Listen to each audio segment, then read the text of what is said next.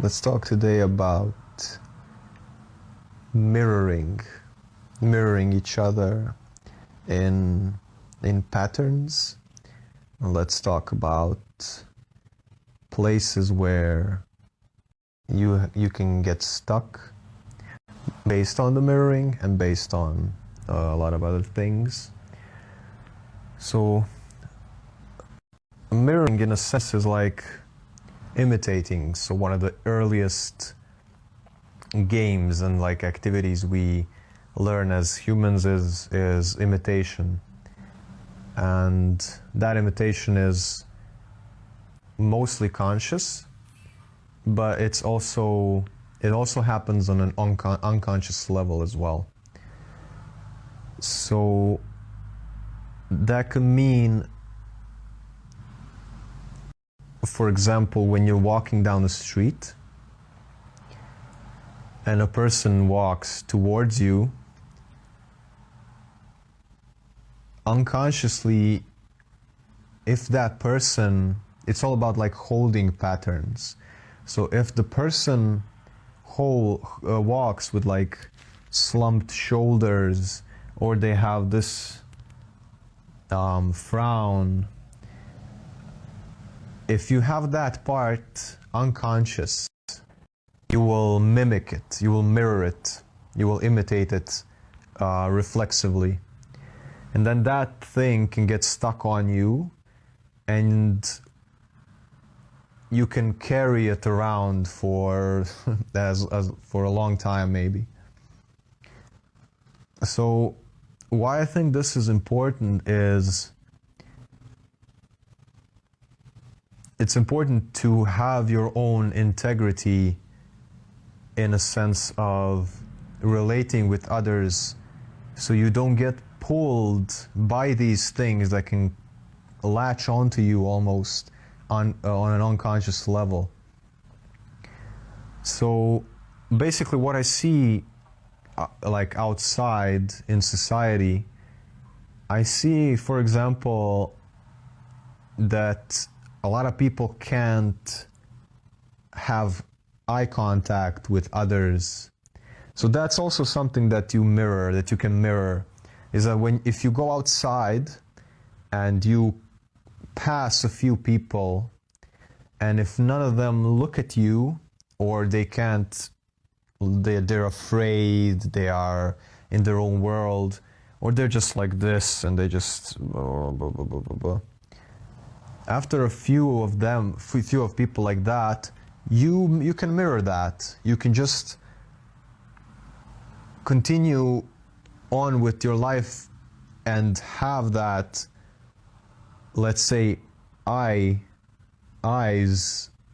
tension, and if you're not cognizant of that, you can come home after a few hours and be like, wow, I've been frowning like the last 5 hours.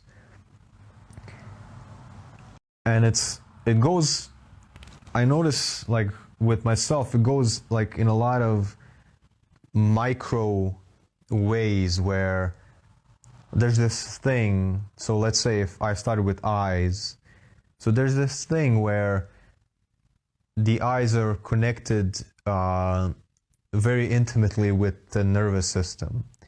So if your eyes are soft, your whole nervous system is going to be very calm. If your eyes are very focused and alert, your whole nervous system just lights up. And if you spend your whole day like that, your whole body can be like, muscles can be relaxed, like you can be very, but if your eyes are very focused and if you use them, if all these little muscles and inside the retinas and everything, they're really focused and working hard, they are working hard, they're not working soft, and then everything else will be hard and tight, and think tension, think anxiety, think high strung, high voltage, but there's no release. So that's like the eyes can hold a lot of tension. So these parts, like around, then here, and like inside, like that's basically, you know, like tension, headaches, stuff like that. That's pretty obvious. But like any part of your body can get tense as a response, as like a mimic response to somebody else. So it can be your eyes, it can be the frown, it can be these muscles at the back of your neck that can get really tense if somebody else is tense. And unconsciously your body will mimic it. The jaw can get very tense also. These front muscles can get tense from hunching over, from like trying to protect yourself in a way. Your low back, your abdomen, your this part around the solar plexus, underneath the rib cage where the diaphragm is. I'm going to get into that a little bit later, but that can get also tense when you crunch up the breathing, when you tense up, and the whole like pelvic hip area is like huge place where you can get tense. Your like knees can go inwards. So basically my point is, you know the term like body language. So everything your whole body is actually communicating the conscious parts and the unconscious parts. And your unconscious parts can communicate with the unconscious parts of another person, and you can mimic their body language to your detriment. You become like them, you pick up these little things, little tensions, little spasms, and you can be unaware of them, and they just grab hold onto you. And as a species outside, like in society, we can restrict each other in that way, because you can either become like the other person and just follow whatever is in front of you, or if you can be if you unravel the unconscious parts, you can choose. You can just choose whether, oh, okay, I got a little tense. Okay, that's a reaction, and then you release it.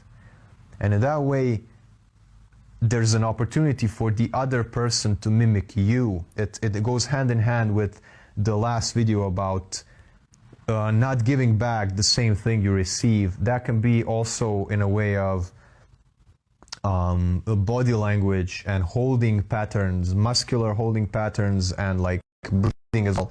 So breathing is the next thing.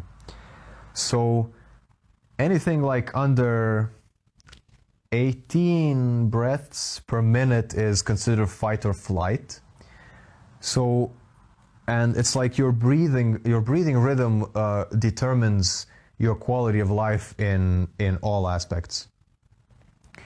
And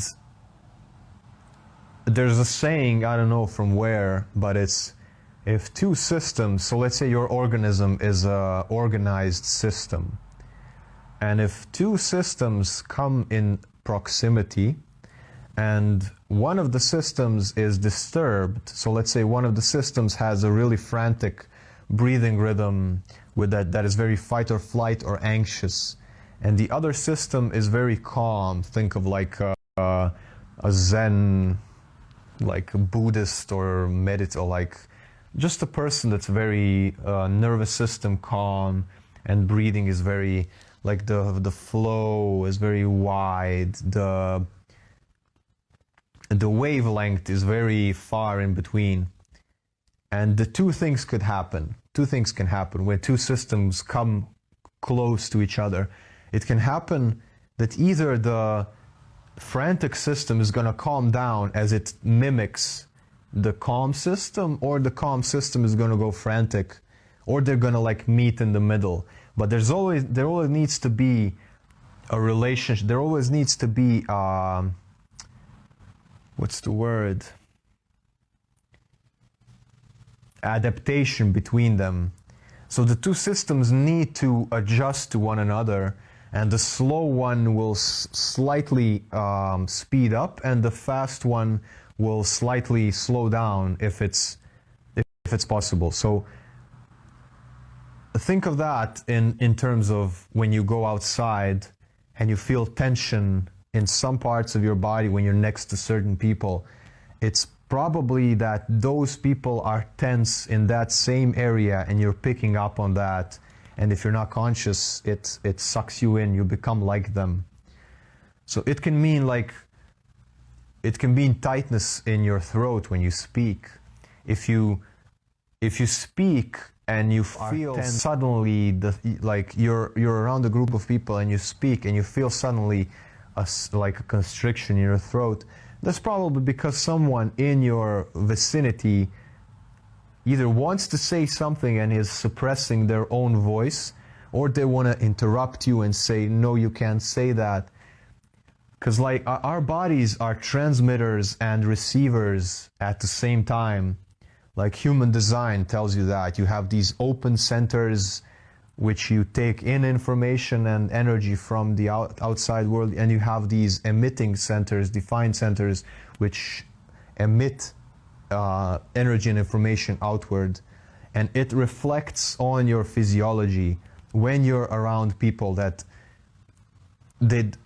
show these it's like a language. It's like a language. You begin speaking the same language. You begin imitating and mimicking, and that's why you can. That's why it's like really.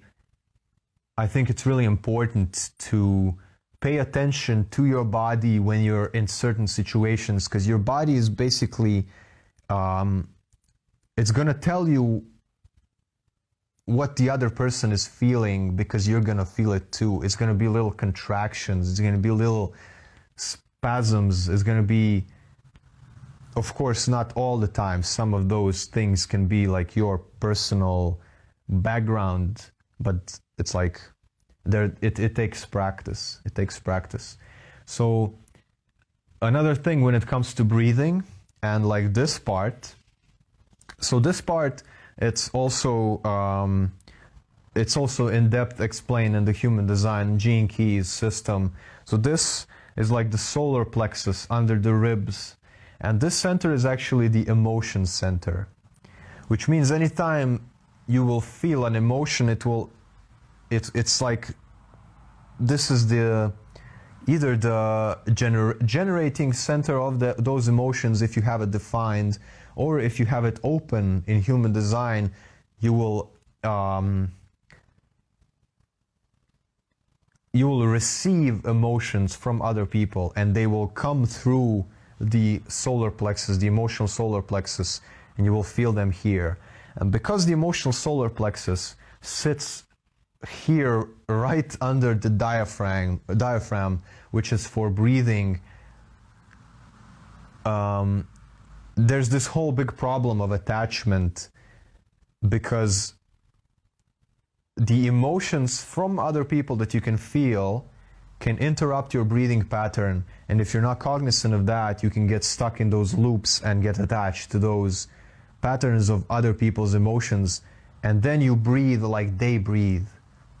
And it's a beautiful thing to breathe in harmony with someone. It's like the whole tantra and the whole principle of like sexual energy and sexual exchange is principled on the wave that you give and take and give and take, and with your partner you ride that wave of synchronized breathing and exchange of energy, and that's a beautiful thing. That's like real, like full connection in tantra.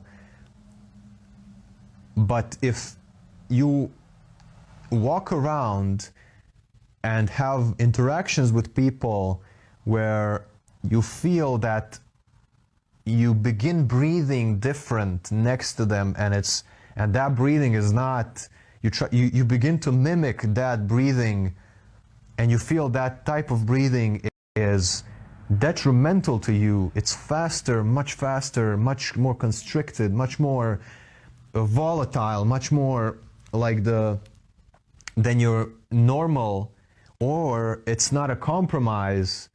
Because like, if you are very calm and a person comes that is very erratic in their wavelength of breathing and existing, it's normal to go halfway and then slowly calm both organisms.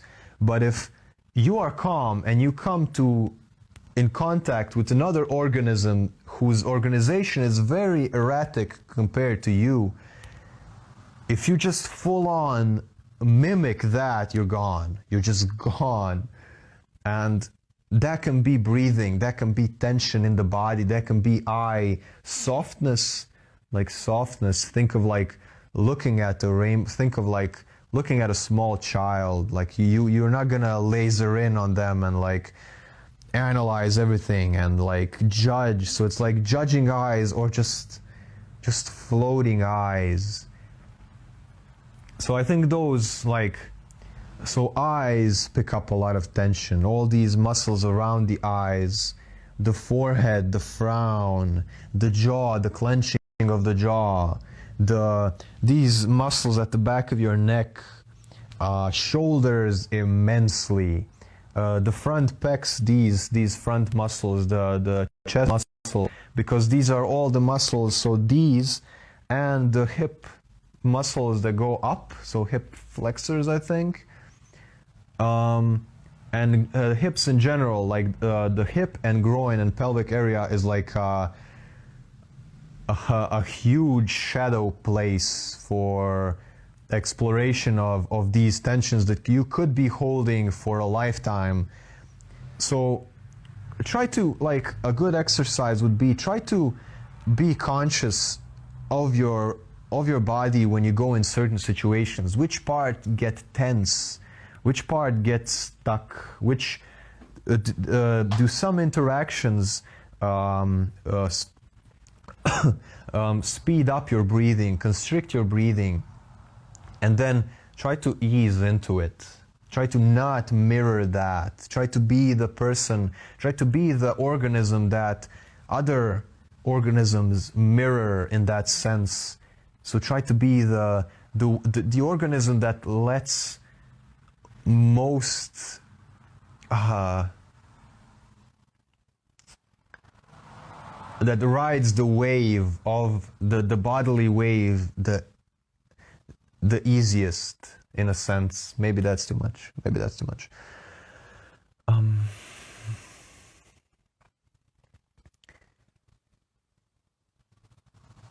So this topic can go even further in the human design. If you go into these centers, which you can get conditioned by, they're like little bells that ring when someone else comes into your space, in your auric energy space, and then it's like alarms going off in your body. Okay, this is the energy I'm getting right now. This is the energy I'm getting right now. That person is affecting me in this way. That person is affecting me in that way. Like if you struggle with empathy, if you struggle with other people's emotions, if you struggle with maintaining your own integrity in crowds around certain people, if you want to know in more detail about how you can stay yourself, your differentiated self around others, the human design system can be of great help to you. So you can contact me about that, of course. You can click the link in bio, send me a DM. We can do a reading. We can go through your chart, through those systems. We can see how those centers affect different areas of your body that can get tense in reaction when they mimic other people's energy. And you could be free of those things. You could be free to flow through those tensions, through those energies of others without mimicking them, and you can become a sovereign being within your own energy space. So these are just my 2 cents, because I can see that. I can see that in myself when I go outside. I can see that like my body is trying to, I'm trying to, the herd, or like, I mean, not the herd, I don't want to be derogative to society. It's just like that a big group will more easily assimilate you if you don't pay attention to the ways your body mimics the group, the way your energy will homogenize and get sucked in this homogeneous group of others. And it's much more difficult to resist mimicking the body language of others, the energy of others, than to stay in your sovereign energy. And like human design can help you with that. So if you're interested in more, there's this link in bio on my profile. You can shoot me a DM.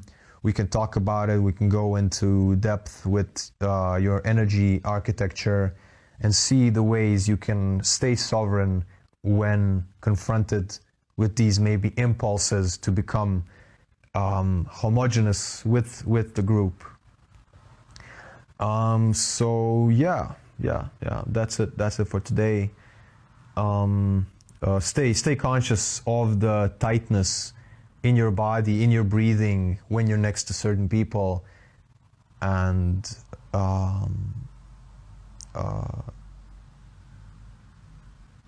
what was the thing, like, don't let your mind run the show.